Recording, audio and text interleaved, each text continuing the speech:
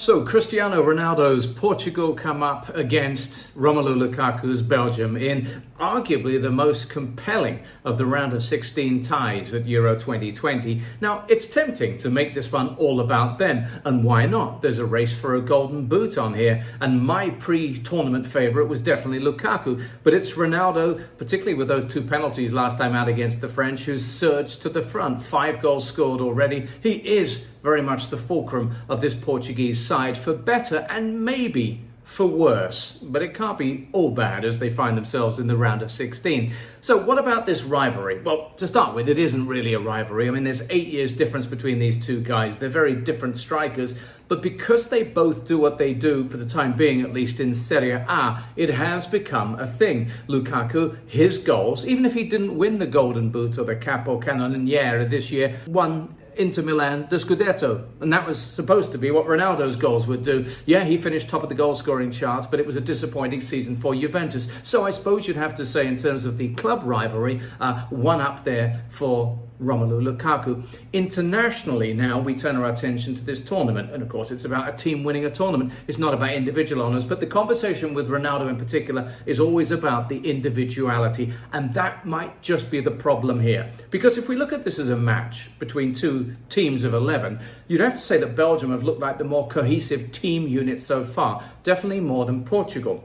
The reason being, in many people's eyes, the Portugal are playing to Cristiano Ronaldo's perceived strengths. And of course, these are the strengths of a 36-year-old, albeit a superhuman 36-year-old right now. They seem to be bypassing what many people thought would be their real strength, which would be their attacking midfield players.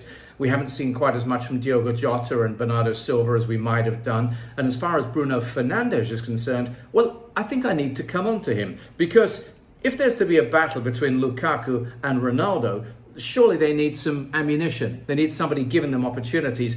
And I think the key player in this match might turn out to be Kevin De Bruyne, because it's him against Bruno Fernandes that I think might just determine this one. De Bruyne's making up for lost time. He only played half of the group stage, yet he contributed so much. If you think about it, he came on in the second half of the Denmark game. He sets up Torgan Hazard, he scores the winner. Then in the last game against Finland, he sets up Lukaku for a disallowed goal. He takes the corner that Hradecky unfortunately puts into his own goal, and then he sets up Lukaku again for good measure. His contribution involving Lukaku is enormous.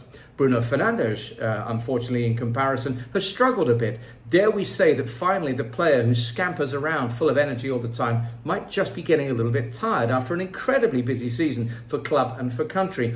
He didn't really feature at all in that disappointment against the Germans and was subbed off, didn't get a start against the French. And even if he might come back into the side, it just looks as if he's not firing on all cylinders. This really is a compelling game, and it might yet come down to tactical tweaks. It would make sense, after all, wouldn't it, for the Belgians to have a go at the Portuguese by using wing-backs if they possibly can and replicate the way that the Germans attack them. But you can't escape the thought it'll come down to the big individuals.